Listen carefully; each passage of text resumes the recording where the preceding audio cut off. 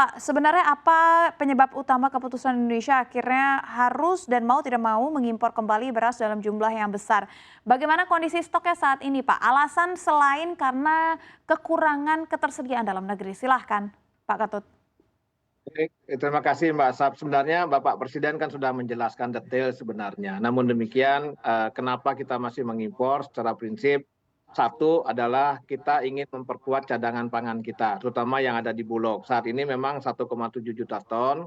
Namun kalau kita teruskan pelaksanaan kegiatan bantuan pangan yang membutuhkan sekitar 600.000 ton selama 3 bulan ini, maka stok kita akan berkurang menjadi 1,1. Kemudian 3 bulan berikutnya Oktober, November, Desember juga kita akan melaksanakan kegiatan SPAP. SPAP itu sendiri minimal membutuhkan sekitar 500-an ribu ton, sehingga akhir tahun kalau kita tidak melakukan tambahan-tambahan maka stok Bulog kita akan di bawah 1 juta ton. Oleh karena itu, salah satu alasannya adalah bagaimana kita mengupayakan peningkatan cadangan beras yang ada di Bulog melalui importasi sebagaimana diperintahkan oleh Bapak Presiden. Yang kedua, juga kenapa kita juga memerlukan importasi, memang juga sudah dijelaskan oleh Bapak Presiden saat kita kunjungan di SAS di Sukamandi.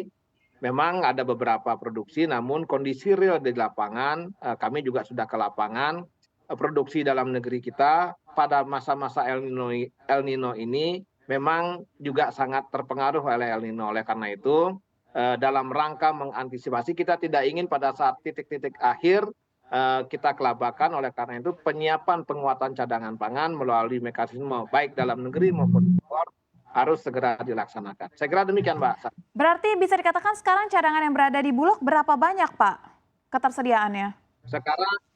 Sekarang secure 1,7, namun kan akan cadangan kegiatan bantuan pangan membutuhkan sekitar 600 ribuan.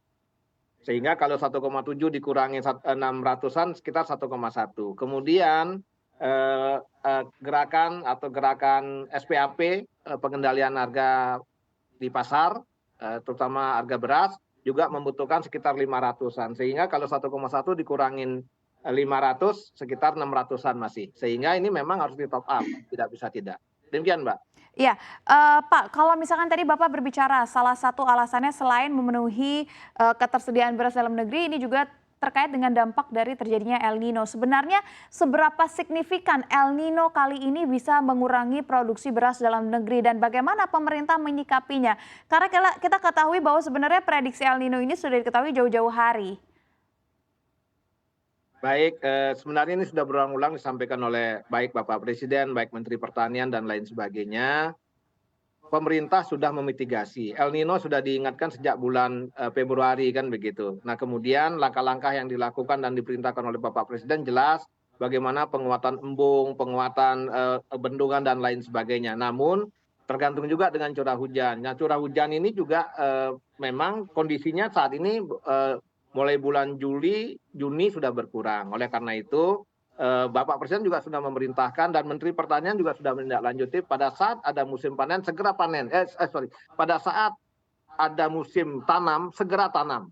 Percepatan musim tanam. Begitu ada celah untuk peluang untuk nanam segera tanam. Begitulah perintahnya dan itu dilaksanakan. Namun kita tidak bisa melawan alam. Alam dengan kondisi sekarang, kemarin saya melihat suhu 47 di Jawa Tengah, itu pasti akan berpengaruh. Banyak embung-embung yang memang sudah kering sehingga sangat berdampak, pasti berdampak pada produksi padi kita. Saya kira demikian, Mbak Sab. Iya, baik, terima kasih Pak Ketut. Saya ingin ke Pak Irfan. Pak Irfan, boleh dijabarkan Pak sampai dengan saat ini bagaimana perkembangan terbaru terkait rencana impor beras yang diumumkan oleh pemerintah, sudah sejauh mana persiapannya? Dan tadi kan kita juga menyaksikan bahwa kita tidak boleh mengetahui negara-negara mana yang menjadi importir beras dari RI. Alasannya kenapa? Dan kalau misalkan kita mencari tahu, sebenarnya saya baca dari beberapa sumber, sebenarnya Vietnam dan Thailand ini menjadi salah satu sumber beras RI juga. Bagaimana Anda melihatnya? Silahkan. Iya, tadi saya pikir sudah disampaikan ya oleh Pak Ketut, memang dengan kondisi seperti sekarang, kalau kita lihat publikasi dari Bappenas itu beberapa hari yang lalu, memang stok beras yang kita miliki dalam hal ini yang dikuasai oleh Bulog itu di angka 1,7 juta ton.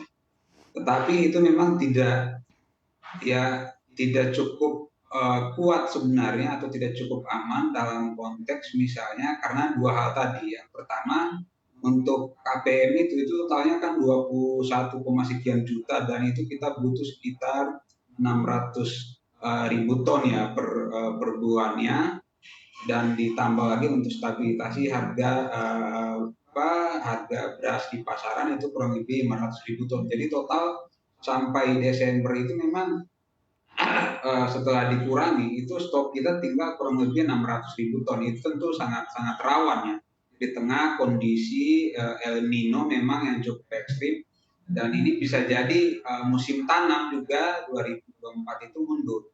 Nah, ini tentu punya implikasi yang serius. Nah, sehingga Pak Presiden memang menyampaikan untuk mencari kemungkinan untuk penambahan stok dengan impor beras tadi. Nah, kalau pertanyaannya tujuan negara kita untuk mengimpor di tengah memang kondisi global juga itu sangat fluktuatif ya. Kenapa seperti itu? Misalnya India kan jauh-jauh sebelumnya juga sudah memutuskan untuk menghentikan sementara ekspornya. Nah, padahal India ini salah satu negara memang yang cukup besar produksinya ya. Memang yang beredar di media memang kita bisa baca di situ ada setidaknya 3 negara ya.